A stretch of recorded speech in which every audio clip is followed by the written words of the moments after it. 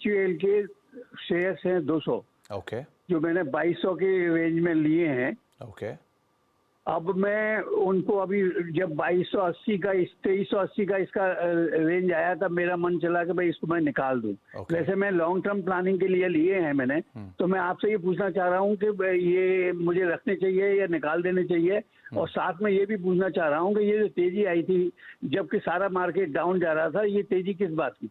तो मित्तल साहब एक बात बताएं, जब आप लंबी अवधि के निवेशक हैं तो ये 2380 में बेचने की इच्छा आपने क्यों रखी? इस वजह से कि साहब नीचे आएगा तो फिर खरीद लेंगे, बाजार तो डामाडोल चल ही रहे हैं। अच्छा, वैसे अभी जो तेजी आई थी उसमें जो नंबर्स आए थे गोदरेज के, डाबर के और बाकी कंपनियों के, उसमें रूरल डिमांड अच्छी आई थी, और प्लस ये FMCG है तो सेक्टर तो वैसे ही सेफ साइड पर रहता ही आमतौर पे, तो वैल्यू भी है इसके अंदर, तो आमतौर पर बाजार ने इसलिए इसको एक अच्छी तेज़ी दिखा दी थी।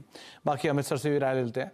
अमित सर, रीसेंट तेज़ी में 2380 पे निकलने की सोच रहे थे, निकले नहीं, वैसे निवेशक के लंबी अवधि के हैं, क्या करना चाहिए इन्हें HUL में?